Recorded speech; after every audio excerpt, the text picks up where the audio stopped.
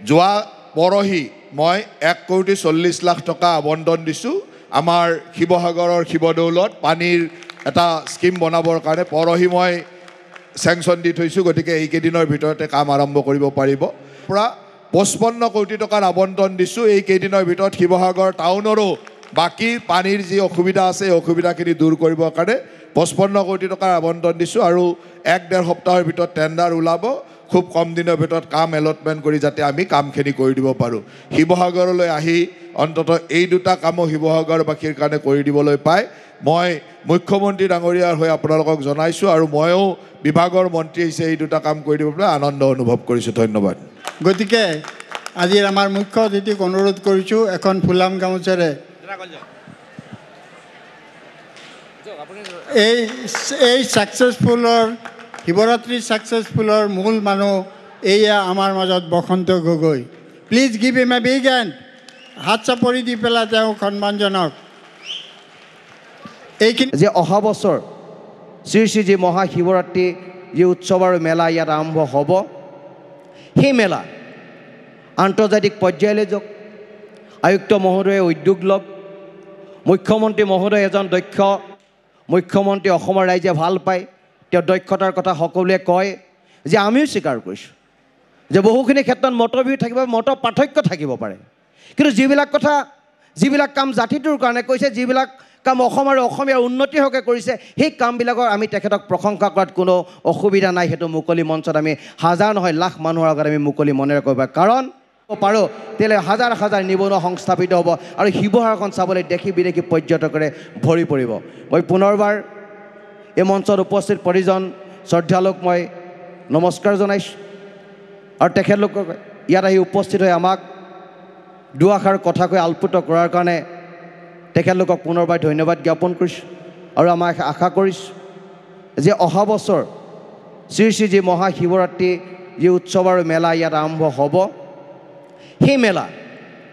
আন্তৰ্জাতিক পৰ্যায়লৈ যাওক আয়ুক্ত মহোদয়ে উদ্যোগ লওক মুখ্যমন্ত্ৰী মহোদয় এজন দক্ষ মুখ্যমন্ত্ৰী অসমৰ ৰাইজে ভাল পায় তেওঁৰ দক্ষতাৰ কথা সকলোৱে কয় যে আমিও স্বীকাৰ কৰিছোঁ যে বহুখিনি ক্ষেত্ৰত মতবিৰোধ থাকিব মত পাৰ্থক্য থাকিব পাৰে কিন্তু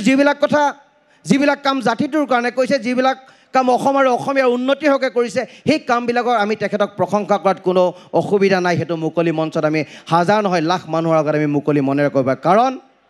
মুখ্যমন্ত্ৰীজনে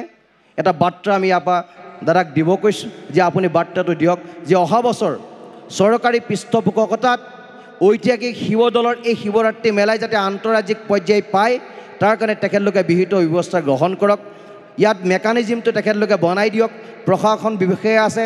দক্ষ প্ৰশাসনিক বিষয়া আয়ুষ গৰ্গ ডাঙৰীয়া আছে তেখেতৰ নেতৃত্বত সমীৰণ ফুকন ডাঙৰীয়া আছে শৰৎ দা আছে সমাৰজ্যোতি মহন্ত ছাৰ আছে সব্যশ্ৰী মহন্ত ছাৰ আছে এনামুদ্দিন আহমেদ ডাঙৰীয়া আছে আৰু তেখেতলোক সকলোৰে মতবিলাক লৈ কেনেকৈ শিৱসাগৰক নতুনকৈ সজাব পাৰি এই মেলাখনে কেনেকৈ ৰিলিজিয়াছ টুৰিজিম ছেক্টৰটোত আমি লৈ আহিব পাৰোঁ তাৰ কাৰণে সকলোৱে কাম কৰিব লাগিব আৰু শিৱসাগৰ উন্নতিয়ে সকলোৱে যেতিয়া হাতে হাত ধৰি জাতি বৰ্ণ ধৰ্ম নিৰ্বিশেষে যেতিয়া কাম কৰিম তেতিয়া শিৱসাগৰৰ উন্নতি হ'ব আৰু শিৱসাগৰৰ উন্নতি হোৱা মানে এখন জিলা আগবাঢ়ি যোৱা মানে অসমখন উন্নতি হোৱা আৰু অসমখন ৰাজ্য হিচাপে উন্নতি হোৱা মানে ৰাষ্ট্ৰৰ উন্নতি হোৱা গতিকে পুনৰবাৰ সকলোকে ধন্যবাদ জ্ঞাপন কৰিছোঁ আৰু আজি এই মেলাখনৰ লগত জড়িত শিৱসাগৰ জিলা প্ৰশাসন আৰক্ষী প্ৰশাসন পৌৰসভাকে ধৰি প্ৰতিটো বিভাগকে ধন্যবাদ জ্ঞাপন কৰি মোৰ ক'বলগীয়া দুআষাৰ সামৰণি মাৰিছোঁ ধন্যবাদ আজি এই সভাখন ইমানতে সমাপ্ত হ'ল বুলি ঘোষণা কৰিছোঁ শিৱসাগৰীয়া ৰাইজলৈ মই দুটা কথা কৈ থওঁ যে যোৱাবাৰ শিৱদৌললৈ কেইদিনমান আগত আহিছিলোঁ আহোঁতে বসন্তই মোক এটা অনুৰোধ কৰিছিল যে শিৱসাগৰত শিৱদৌল অঞ্চলত খোৱা পানীৰ অভাৱ আৰু তাৰ এটা সুবিধা কৰিবৰ কাৰণে কৈছিলে মই যেহেতু আমাৰ জনস্বাস্থ্যকাৰী বিভাগৰ মন্ত্ৰী গতিকে যোৱা পৰহি মই 1,40,00,000 টকা আবণ্টন দিছোঁ আমাৰ শিৱসাগৰৰ শিৱদৌলত পানীৰ এটা স্কিম বনাবৰ কাৰণে পৰহি মই চেংচন দি থৈছোঁ গতিকে এইকেইদিনৰ ভিতৰতে কাম আৰম্ভ কৰিব পাৰিব আৰু কিছুদিন আগত মুখ্যমন্ত্ৰী ডাঙৰীয়াই মোক আমাৰ আৰবান ডেভেলপমেণ্ট ডিপাৰ্টমেণ্টৰ দায়িত্ব দিছিলে আৰু সেই দায়িত্ব লোৱাৰ পিছতে আমি আগতে শিৱসাগৰ চহৰৰ পানীৰ কাৰণে আমি প্ৰায় 16 কোটি টকাৰে অমৃতৰ আঁচনিৰ কাম কৰি আছিলোঁ এইকেইদিনত মই আকৌ UIDFৰ পৰা 55 কোটি টকাৰ আবণ্টন দিছোঁ। এইকেইদিনৰ ভিতৰত শিৱসাগৰ টাউনৰো